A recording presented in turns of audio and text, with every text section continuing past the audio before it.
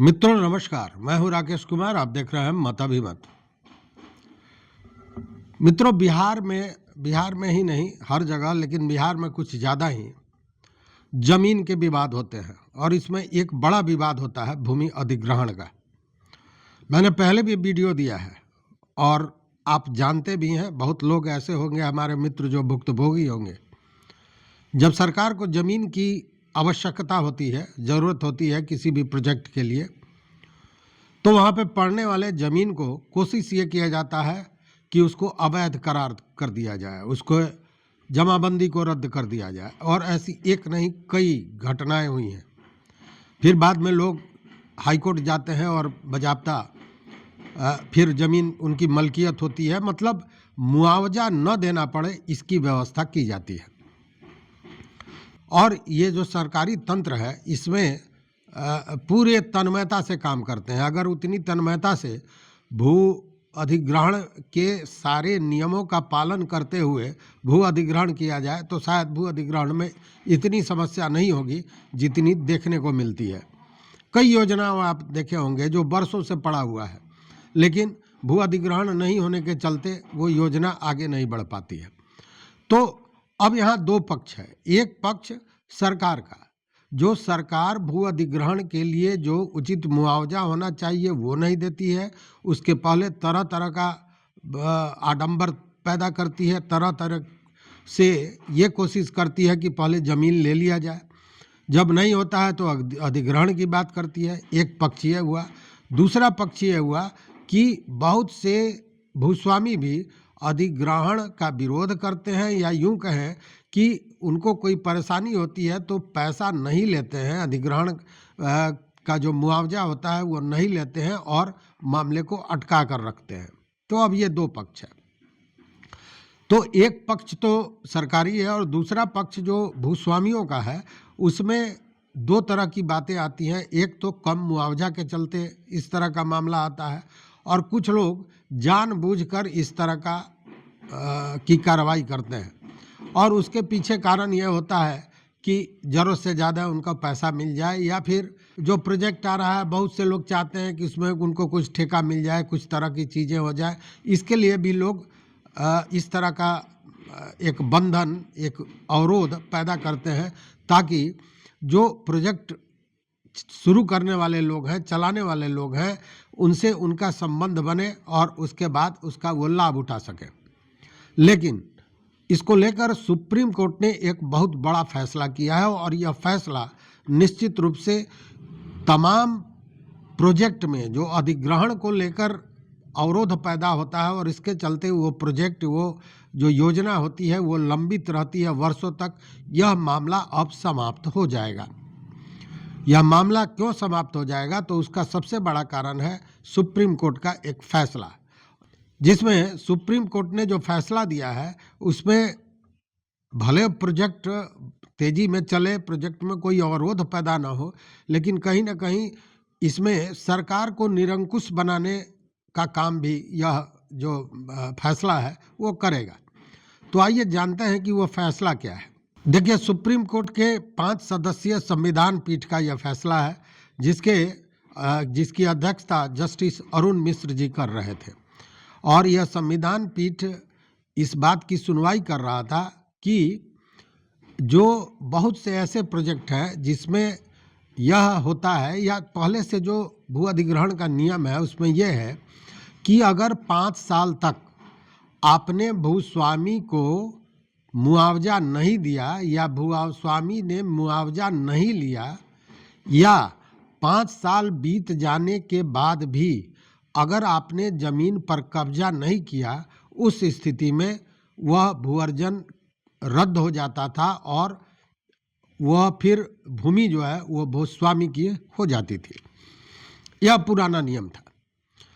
स्पष्ट हो गया होगा आपको। मतलब 5 साल तक अगर किसी कारण से मुआवजा नहीं दिया गया या भूस्वामियों द्वारा मुआवजा नहीं लिया गया, एक यह मामला है। और दूसरा यह कि 5 साल तक उस प्रोजेक्ट के लिए, जिसके लिए भू अधिग्रहण करना था, उसके लिए ज़मीन पर कब्जा नहीं किया गया, उस पर काम नहीं शुरू किया गया, तो ज़मीन भूस्वामी को वापस हो जाता था। और इसको लेकर लंबी लड़ाई चलती थी और जो प्रोजेक्ट है वो अधर में लटक जाता था। इसी मामले की सुनवाई करते हुए यह जो संविधान पीठ है इसने यह फैसला दिया है और इसमें यह दिया है कि भूस्वामी अगर पैसा नहीं भी लेते हैं, मुआवजा नहीं भी लेते हैं, तब भी प्रोजेक्ट के लिए जो जमीन का अधिग्रहण किया गया है वह वापस नहीं होगा, मतलब अधिग्रहण रद्द नहीं होगा, बशर्ते कि मुआवजा की राशि सरकार के पास आ गई हो। मतलब कि वह राशि अगर सरकारी खाते में है, उस स्थिति में यह माना जाएगा कि भुगतान हो चुका है। भले भूस्वामी ने मुआवजा नहीं लिया, भुगतान नहीं लिया, यह अलग की बात है। और यह जो फैसला आया था वह आया था भूमि अधिग्रहण अधिनियम 2013 की धारा 24 के खंड 2 का, और उसी में यह था कि 5 साल तक अगर मुआवजा नहीं लिया गया या जमीन पर कब्जा नहीं किया गया तो वो अधिग्रहण रद्द माना जाएगा, और इसी पर यह फैसला था। अब देखिए कि अगर अब स्थिति क्या बन रही है कि अगर जो भूस्वामी है वह जमीन का मुआवजा लेने से इनकार करता है और बरसों बरस तक भी वो नहीं लेता है मुआवजा, तब भी यह अधिग्रहण जो है वो रद्द होने की स्थिति में नहीं होगी अगर वह पैसा सरकारी कोष में, मतलब मुआवजा का पैसा सरकारी कोष में जमा हो। अब इस स्थिति में ये जो रुकावटें थीं जिसको लेकर प्रोजेक्ट आगे नहीं बढ़ पाता था, यह रुकावटें समाप्त हो जाएगी। और सबसे बड़ी बात क्या है कि इसको लेकर लोग कोर्ट में चले जाते थे, और जब कोर्ट में जाते थे तो जो ये अधिनियम था, भूमि अधिग्रहण अधिनियम 2013 की धारा 24 का खंड 2, इसके तहत उसको रद्द करने की मांग की जाती थी, दावा किया जाता था। तो अब कानूनन रूप से यह दावा नहीं किया जा सकता है, भले ही 5 साल नहीं, अब कितनों साल तक आपने पैसा नहीं लिया, भूस्वामी ने पैसा नहीं दिया, लेकिन वह कानूनन रूप से अब वो वैध होगा और उस अधिग्रहण को रद्द करने की कोई संभावना नहीं बनेगी। मतलब सरकार का पक्ष निश्चित रूप से मजबूत हुआ है। इसका लाभ भी होगा कि प्रोजेक्ट में जो विलंब होता था उसमें कमी आएगी निश्चित रूप से, लेकिन यहाँ पे कहीं ना कहीं यह भी लगता है कि सरकार, देखिए होता क्या है कि सरकार किसी एक प्रोजेक्ट के लिए जगह ली, मान लीजिए 300 एकड़ ज़मीन की ज़रूरत है, उसमें 4 गांव आते हैं, तो 4 गांव में होता यह है कि किसी को कम दिया गया, किसी को ज़्यादा दिया गया, जबकि नियम है कि एक प्रोजेक्ट में एक ही तरह का देना है पैसा। उसके लिए बजाबते सोशल ऑडिट होता है, सोशल एंड इकोनॉमिकल ऑडिट होता है कि इस भू अर्जन से वहाँ के जो स्थानीय लोग हैं जिनका ज़मीन लिया जाता है उनके सामाजिक और आर्थिक जीवन पर क्या असर पड़ेगा। और वहाँ यह भी देखा जाता है कि ज़मीन का जो MVR है उससे कम तो नहीं मिलना चाहिए, लेकिन अगर बाजार मूल्य उससे बहुत अंतर पड़ता है तो बाजार मूल्य जो होता है उसके आधार पर मुआवजा देना चाहिए। लेकिन अमूमन होता यह है कि MVR के आधार पर मुआवजे को तय किया जाता है। बहुत जगह ऐसा है, आप जानते होंगे कि वहाँ पे MVR इतना कम है कि रजिस्ट्री का फीस ज़्यादा देना पड़ता है ज़मीन के कॉस्ट से। अब वैसे जगह पर MVR के तहत अगर वो ज़मीन लिया जाता है तो सोचिए कि क्या स्थिति होगी वहाँ के भूस्वामियों की। तो यह निश्चित रूप से मैं कहना चाहूँगा कि यह कहीं ना कहीं इस नियम का नाजायज फ़ायदा सरकार उठाएगी और निरंकुश हो जाएगी, क्योंकि अब यह बाध्यता नहीं होगी कि मुआवजा देना ही देना है। मुआवजा उसने सरकारी कोष में डाल दिया, अपना काम कर रहा है, जब मन करेगा भूस्वामी लेगा, लड़ता रहेगा, उससे बहुत सरकार को मतलब, विभाग को मतलब रहेगा नहीं। और इस नियम के बाद यह भी एक मजबूरी हो जाएगी कि मुआवजा अधिग्रहण की बात हुई, सूचना आई, उसका अधिग्रहण का जो प्रोसीड्यूर है वो पूरा किया गया, उसके बाद आप मुआवजा लें न लें वो ज़मीन अधिग्रहण कर लेगी और किसानों की मजबूरी हो जाएगी वहाँ कि उनको अपना स्वामित्व तो छोड़ना पड़ेगा। चूँकि सुप्रीम कोर्ट के संविधान पीठ का फैसला है, इसको कोई काट नहीं सकता है। हालांकि कानूनी मान्यता सरकार को मिल रही है, इसमें इस के खिलाफ, मुआवजे के खिलाफ कोई कोर्ट में भी नहीं जाएगा चूँकि कानूनी मान्यता रहेगी।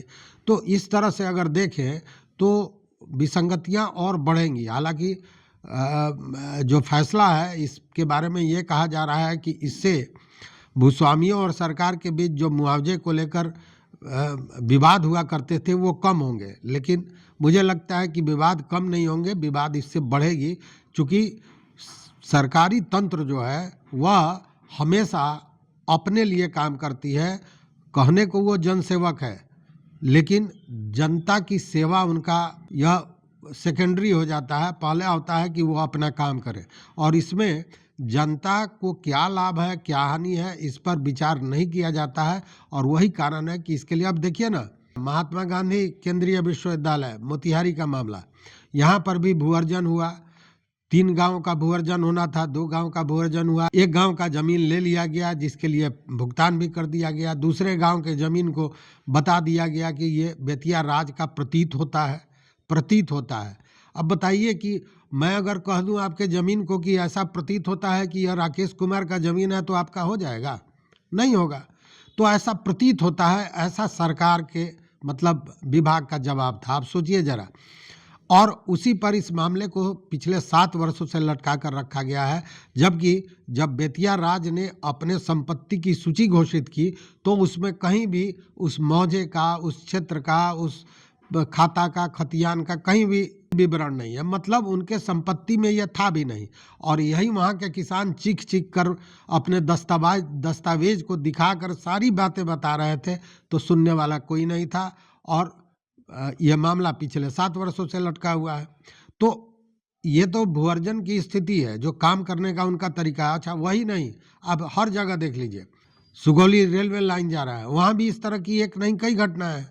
तो जहाँ भी भूअर्जन का मामला होता है वहाँ पे सरकारी तंत्र कुछ इस तरह का तिकड़म बजाता है कि मामले को फंसा दिया जाए।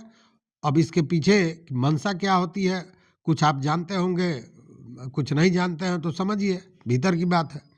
लेकिन खैर, यह जो सुप्रीम कोर्ट का फैसला है निश्चित रूप से प्रोजेक्टों के लिए बेहतर है। प्रोजेक्ट जो विलंब से शुरू होते थे वो निश्चित रूप से चलेगा, लेकिन डर यही है कि सरकार या विभाग कहीं इस फैसले का नाजायज लाभ न ले, और अगर इसको नाजायज इसका लाभ सरकार लेती है उस स्थिति में इसका खामियाजा भुगतना पड़ेगा भूस्वामियों को जिनका जमीन अधिग्रहण किया जाता है। तो इस वीडियो में बस इतना ही। अगर आपसे संबंधित कोई मामला हो या आपके अगल बगल का मामला हो भू अधिग्रहण का इस तरह का, तो निश्चित रूप से हमारे कमेंट बॉक्स में बताइएगा। मेरा व्हाट्सअप नंबर भी है, उस पर आप बता सकते हैं, बात कर सकते हैं। मैं 24 घंटा हाजिर हूँ। और इस तरह के मामले को उठाना चाहिए, क्योंकि उसमें आम किसान, आम भूस्वामी परेशान होता है और परेशान करता है सरकारी तंत्र। तो विरोध तो जरूरी है। देखते रहिए मत अभिमत। मित्रों, चैनल पर नए हो तो सब्सक्राइब कीजिए, लाइक कीजिए, दोस्तों के साथ शेयर कीजिए और अपना विचार, अपना मंतव्य जरूर दीजिए। आपके सहयोग के लिए बहुत बहुत धन्यवाद। कोटिशः आभार।